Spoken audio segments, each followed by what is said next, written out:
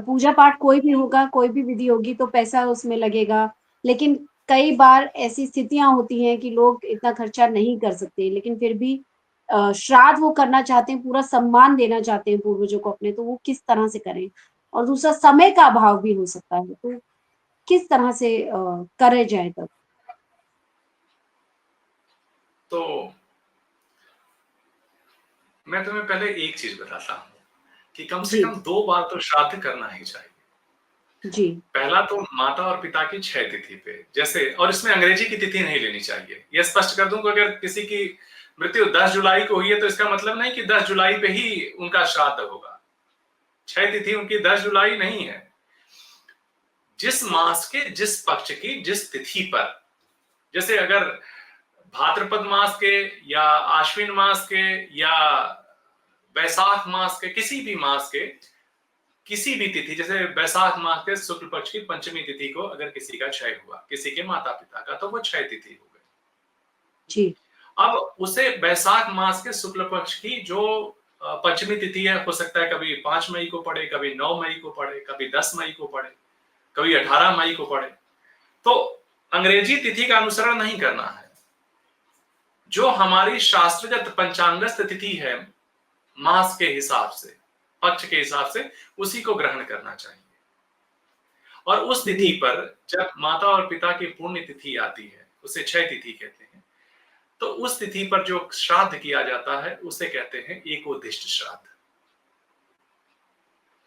दूसरा, महालय, यानी ये जो पितृपक्ष श्राद्ध पक्ष चल रहे हैं, जैसे अब किसी भी तिथि, जैसे पंचमी तिथि को अगर क्षय हुआ है तो श्राद्ध पक्ष की पड़ने वाली पंचमी तिथि को ही अपने माता और पिता के निमित्त जो श्राद्ध करोगे उसे कहेंगे पावन श्राद्ध।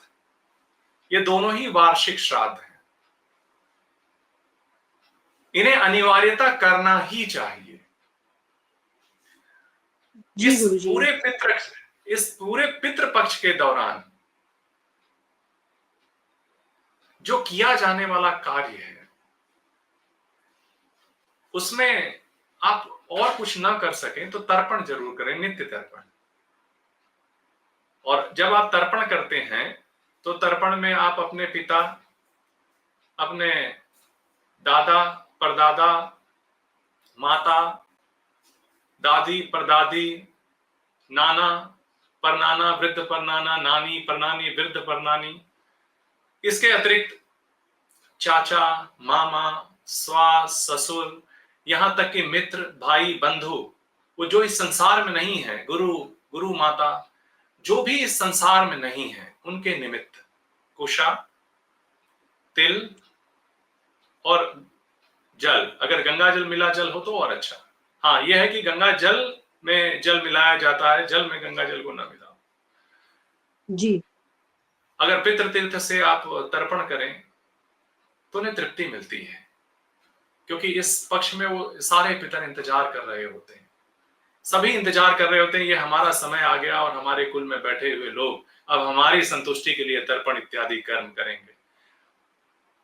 गुरुजी, और यहाँ दक्षिण पर में आपने आपने एक बहुत बड़ी बात कही है, अभी जैसे आप बता रहे कि रिश्तों में नाना, नानी, मामा, चाचा, चाची, लेकिन क्या महिलाएं भी अब जिनके आगे पुत्र नहीं है या पुत्र हैं भी तो वो कहीं और रहते हैं और वो नहीं मानते इन चीजों को, पुत्रियां हैं, तो क्या वो भी अपने पूर्वजों के लिए श्राद्ध कर सकते हैं, पूजा पाठ कर सकते हैं, और अगर कर सकते हैं तो कैसे करें? क्योंकि कई जगह तो हमने ये भी सुना है कि जैसे बेटियों को भले ही बुलाया जाता है घर में, जिस दिन भी करा जाता है श्राद्ध की पूरी विधि होती है, लेकिन वो छू कुछ नहीं सकती। तो किस तरह से इसको फॉलो किया जाए? महिलाएं क्या करें इसमें, या जिनकी कोई आगे संतान नहीं होती? तो नियम है श्राद्ध होना चाहिए, किसी भी चीज के अभाव में श्राद्ध न होने का कोई विधान नहीं। पुत्र, प्रपौत्र, दौहित्र, पत्नी, पत्नी को भी श्राद्ध का अधिकार है, यहां तक कि भतीजा, माता, भाई, बंधु, और अगर कोई नहीं है तो उसकी संपत्ति से राजा का कर्तव्य है कि उसका श्राद्ध कर्म हो। यानी श्राद्ध कर्म होना ही चाहिए, न होने की कोई स्थिति नहीं है। स्त्रियों द्वारा भी श्राद्ध किया जाता है, बेटियां भी श्राद्ध करती हैं, हाँ उसका विधान थोड़ा अलग है, अमान्य से होता है, उसकी एक विधि है, लेकिन श्राद्ध होता है और पुण्य सबको मिलता है। वही श्राद्ध में देखो दो चीज है, श्रद्धा, प्रक्रिया और भोजन। श्राद्ध में अगर तुम पूरी प्रक्रिया का पालन कर सकती हो तो ठीक है, अगर नहीं कर सकती हो तो कम से कम एक ब्राह्मण को, एक सात्विक ब्राह्मण को घर बुलाओ, क्योंकि कहते हैं कि ब्राह्मणों के शरीर पे सवार होकर तुम्हारे पितर घर में आते हैं और उन्हीं के मुख से भोजन करते हैं। शुद्ध चरितवान तपस्वी ब्राह्मण को भी यदि भोजन करवा देते हो 6 तिथि पर, तो तुम्हारा श्राद्ध पूरा हो जाता है। केवल वह संतुष्ट होकर कहते मैं तृप्त हुआ। जी। और अगर तो किसी कारण जैसे कहा, प्रतिदिन इस श्राद्ध पक्ष में प्रतिदिन जो एक काल आता है उसे कहते हैं कुतप काल। जी। कुतप काल प्रायः इस दोपहर में 11:36 से 12:24 के बीच आएगा। एक हर रोज अनुमानित समय पितृपक्ष। है प्रतिदिन, हाँ पितृपक्ष में। इस दौरान आदमी कभी भी किसी भी परिस्थिति में हो तो श्राद्ध कर्म करे। शास्त्र का आदेश है कि व्यक्ति को यथासंभव धन इत्यादि पहले से एकत्र कर लेना चाहिए।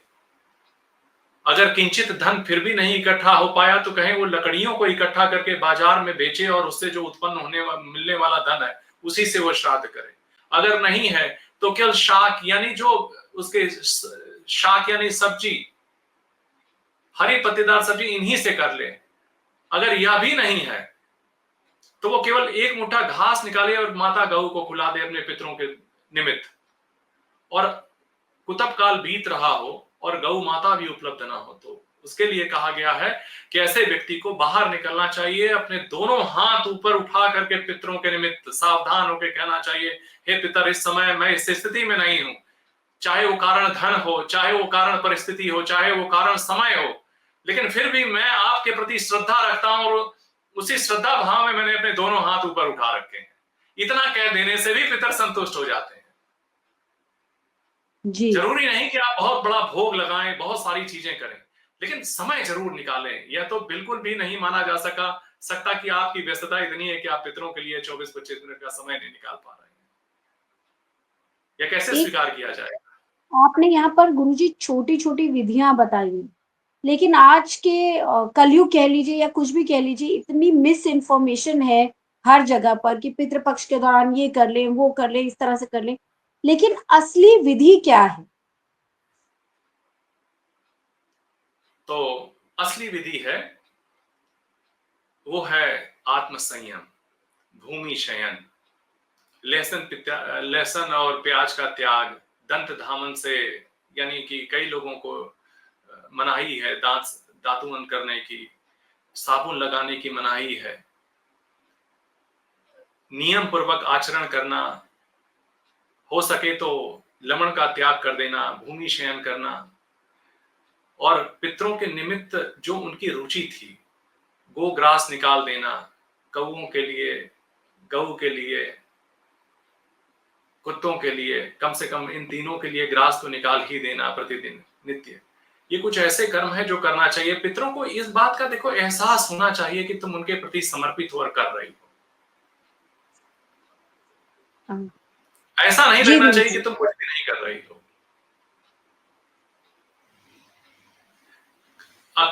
क्रोध नहीं करना चाहिए। तो आपने कहा हर व्यक्ति को श्राद्ध करना चाहिए, तो क्या महिलाएं भी श्राद्ध कर सकती हैं या सिर्फ पुरुष ही? मैंने बताया कि महिलाएं भी कर सकती हैं श्राद्ध, कोई भी कर सकता है श्राद्ध। अगर और कोई विकल्प नहीं है, केवल महिला ही बचती है, तो क्या उसके कुल में लोग बिना श्राद्ध से वंचित रहेंगे? ऐसा नहीं है। श्राद्ध क्षेत्र में जा सकती हैं वो। अमान्य से उनका श्राद्ध होता है, अमांत्रिक श्राद्ध होता है, उसका फल वही है।